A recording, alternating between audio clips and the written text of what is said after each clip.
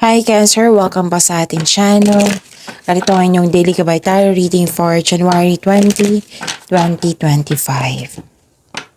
Please be reminded kung naka-resonate kayo, comment down. Kung hindi ka naka-resonate, ibigay niyo po sa iba kasadya na reading po ito. Okay. This is for you, Cancer, ngayong January 20, 2025.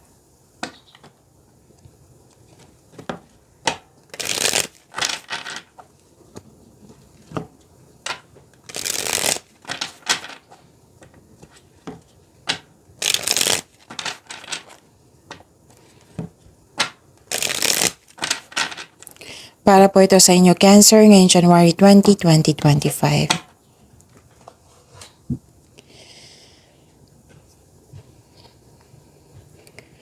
Maraming salamat po sa inyong patuloy na suporta at maraming salamat din po sa mga hindi nag-skip ng ads.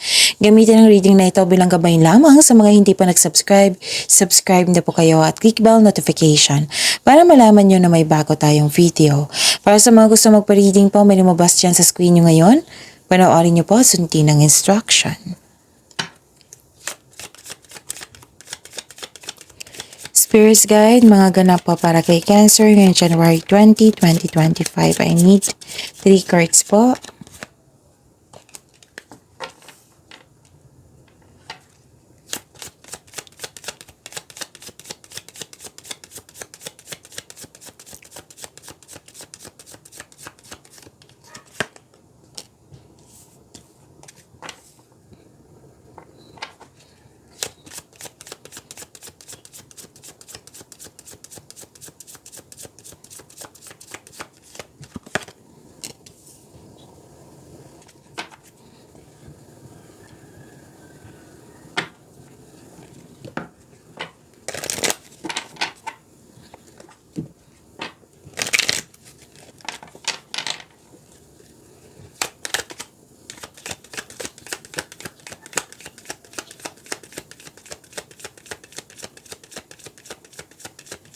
Spirit's Guide, mga masahe po para kay Cancer ngayong January 20, 2025. I need 2 cards po.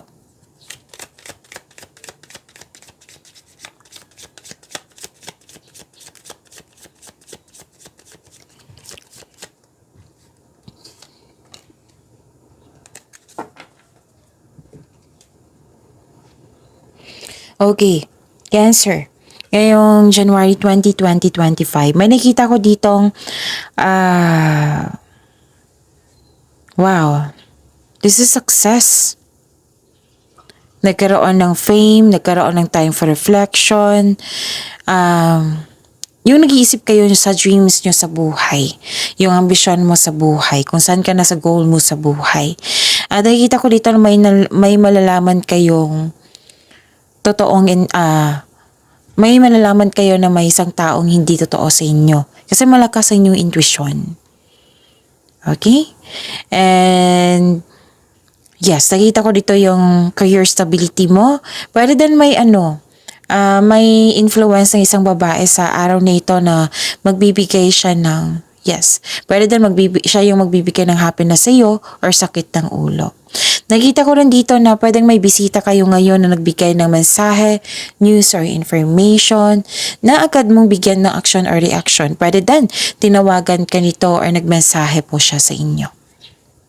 Marami kayong ideas na naiisip na bibigyan mo siya ng action. Ideas sa blessings po. Okay? Your commitment is being tested.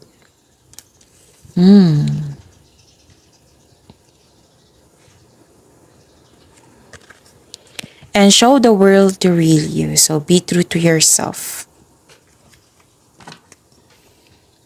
Spirit's Guide, ano po yung energy ni Cancer ngayong January 20, 2025. And the clarification of this card po.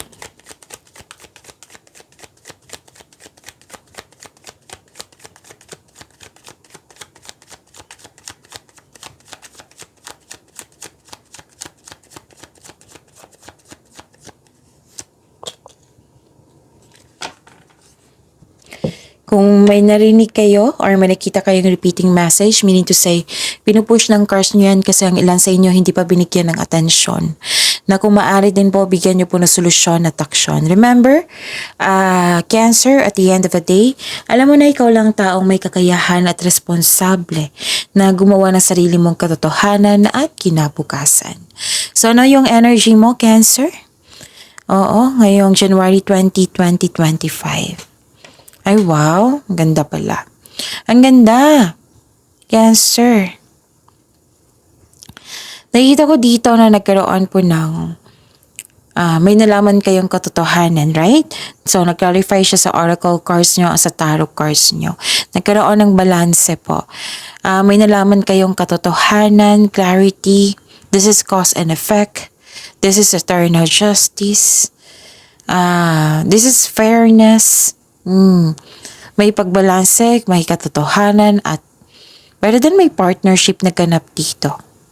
May justisya na parating po, Cancer. This card asks you to use your logic and remain objective. Dahil ito ay nakatulong na ma-uncover mo ang katotohanan sa isang sitwasyon. Wow, this is positive outcome. So, nag-clarify din siya dito sa oracle cards nyo at dito sa tarot cards nyo na may positive outcome. Pero din may positive outcome in legal matters. Yes, mananalo ka. Yung legal issues mo concerning sa property, may nakita ko ditong mare-resolve na. Pero din may signing of contracts po. May signing of contracts ako nakikita dito. So this card advises you to stay true to yourself and act with integrity. Okay? Have faith na imbalance sa sitwasyon are now working out in your favor. So use your intuition to set your moral compass. Okay? So yun, ang daming ganap. May pagkakaayos na magagana dito. Okay, so balansehin din ng oras ha, ang sabi ng card dito. Balansehin ng oras. Nakita ko rin dito na nagkaroon po ng wealth, family, inheritance. May makakatanggap ng mana or pension or retirement or masaganang ani ng buhay. Nag-spend time din kayo sa inyong family dito or sa group of people. Nag-save ka rin ng money para sa inyong sarili, sa pamilya, or may tutulungan ka na isang tao para matupad niya yung pangarap niya. Like for example po ito ha, lalo na sa isang anak na bibigyan mo siya ng educational plan. So, yun. May plano din kayo magnegosyo or magbuo ka ng negosyo. At itong mga taong to ay full support sila sa iyo. May alok din na business partnership with close friends. Posible din na may balak kayo na bumili ng property. Okay? Maghingi ka ng payo sa taong respeto mo na mas matanda pa sa iyo at wiser sa iyo. So this is completion of cycle ha. Ang ganda ng cards nyo po. Okay. Spirits Guide, Career and Money po ni Cancer ngayong January 20, 2025.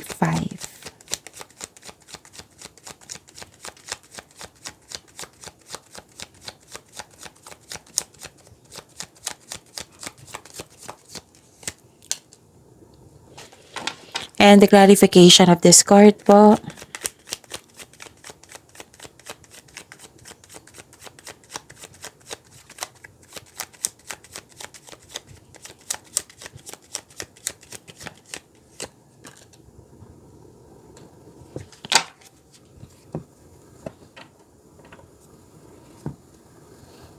Okay, inom muna ka ng tubig, saglit lang po.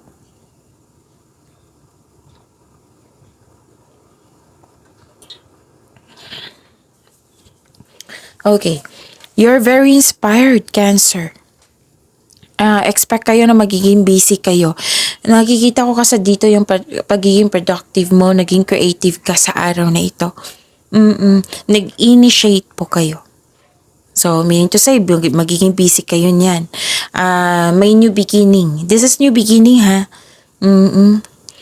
May parating na exciting opportunity or chances upang palawakin ang iyong negosyo or trabaho, or ito ay isang magsimula ng bagong pagsisikap. Naging masipag ka at very creative ka sa inyong trabaho. At nang dahil nito, mapapansin ito ng ibang tao. Like for example, napansin ng customer mo, yung output sa mga ginagawa nyo. Napapansin ka ng iyong boss. Sabi po ng card nyo po dito, soon magbubunga ang inyong pagsisikap. Dahil sa achievement na ito, magkakaroon ng financial growth and stability. Okay? So, isang importanteng simulain. Pagsasapalaran, pagpaplano. You are very inspired. Yes, nakikita ko dito yung pwedeng bagong proyekto, paglalakbay, pagsisimula ng isang bagong connection sa isang tao, pagsisimula ng trabaho, pagsisimula sa isang negosyo. So yun this card asks you to stay open sa signs ng bigay ng universe sa iyo and take action when they appear. May chances na maglalakbay kayo sa malayong lugar or mag-abroad. Kung nasa abroad na kayo, pwede din uuwi kayo para magbakasyon or lilipat kayo ng isang bansa, ng ibang bansa. Yun. Ito ang oras na kumilos ka na at isagawa ang matagal mo ng plano o proyekto. Okay?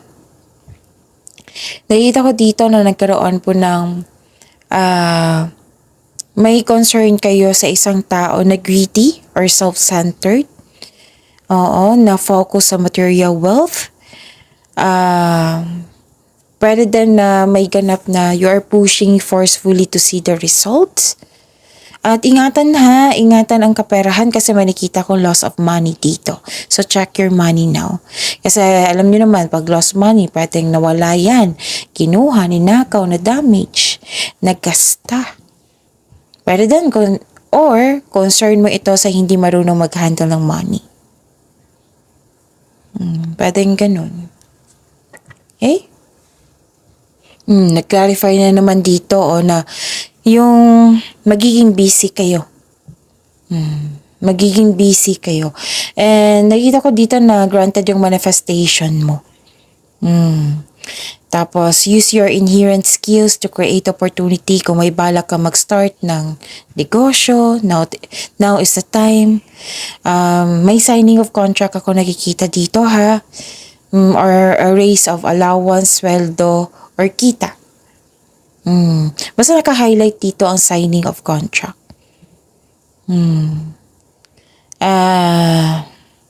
Okay. So may parating na blessings yung manifest is your manifest is granted po. And ingatan niyo po itong opportunity na ito. Sabi po ng card niyo po. Okay? So with divine assistance, all things are possible. You can make your imagination real. Hope and healing nakikita ko po dito. Cancer. Another card na nagsabi dito na opportunities. May renewal. Basta nakita ko dito yung may unexpected help kayong matatanggap. And this card is a money luck. L-U-C-K luck. So, ang ganda, diba? Pwede ito. This card may also indicate that you're healing from money or job loss. Kasi nga may loss of money, right? So, this is the sign na may hope and healing. Pwede din sa mga negosyante, you may be guided to begin a new business or you have a hidden talent na magagamit mo yung talent mo, yung skills mo, hobbies mo na makadagdag income. This is This card also shows us awards and fame. Spirits guide. Love, life, self-love, partnership, and romance. Ni Cancer ngayong January 20, 2025.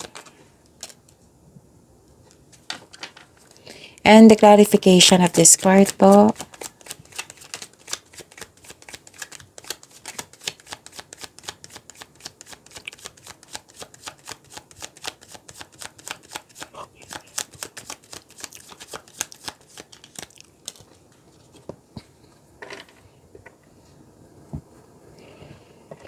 Okay, maraming salamat po sa patuloy na tiwala at suporta sa ating channel. At maraming salamat din po sa mga hindi nag-skip ng ads.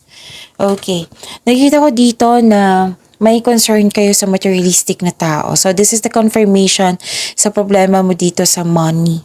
So may concern dito sa love life nyo na pwede nag-overspend sa money, nag-overspend ng dahil sa material na bagay, pwede din nag-overspend sa trabaho na nakatanggap kayo ng complaint. Like for example, ano ba to si Cancer? Puro na lang trabaho, wala nang panahon sa akin. Ganon. Pwede ganon. Pwede din. Kayo ang may concern nito. Pwede din nagkaroon ng insecurity kasi wala kang enough time para magkaroon ng oras para sa inyong sarili, sa pamilya. Kasi sobrang focus dito sa career and money. Ang sabi ng card niyo po dito, na this card tells you na focus sa emotional and mental stability. Kailangan nyo mag-relax at makinig sa inyong intuition. Kung hindi nyo alam kung paano mag-connect sa inyong intuition, isearch nyo po sa Google on how to connect your intuition kasi marami pong paraan yan. Okay? And yun. Controlling of behaviors, nakikita ko dito. And ano to di ba sobrang busy nyo? Ilang beses na lumabas dito na sobrang busy nyo. Nakikita ko dito na burnout kayo. Yun nga, yung sabi ng card nyo dito na nagkaroon ng insecurity kasi wala kang enough time para sa inyong sarili at sa inyong pamilya. So, nagkaroon ng lack of confidence. So, mas nangihibabaw yung takot of taking your relationship to the next level. Pwedeng ganun. Basta na may naganap na lack of confidence. So, pwede din. Ang sabi kasi ng card dito, it's time to step out from your comfort zone if you're serious about your growth. Problema din na yun nga, problema sa pera.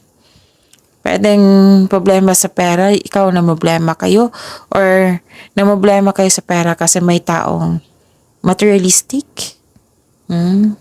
Pwedeng nagkaroon ng problema ng dahil sa pera.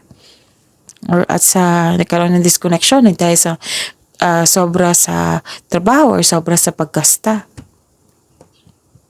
Feeling burnout ka na dito, Cancer. Parang gusto mong, basta may, parang hindi siya parang, sumusobra, ganun. Sobra sa pagod, sobra sa daming gawain, sobrang daming iniisip. So, sabi ng card dito, magpahinga. Yan yung kailangan dito. Take rest. Para ma-re-energize ka. Okay? Don't push yourself so hard.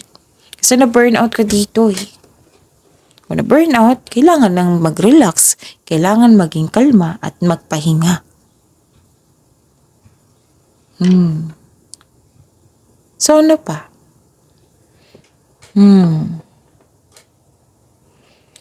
Okay, news of new love ay parating sa'yo sa mga single dyan. May nagparamdam sa'yo na bagong maliligaw. Pwede din nag-enjoy ka ngayon sa bagong passion mo po.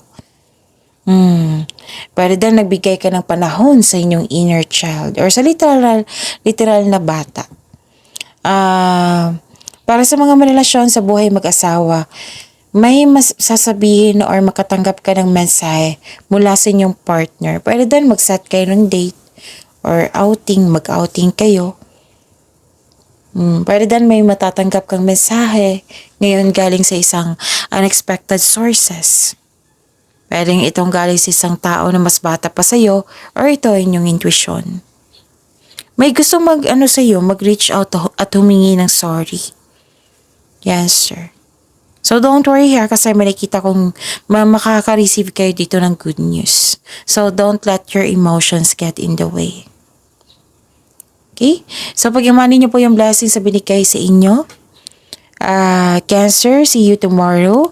Please like, subscribe, and click the button for notification para updated po kayo sa daily tarot reading natin. Maraming salamat po.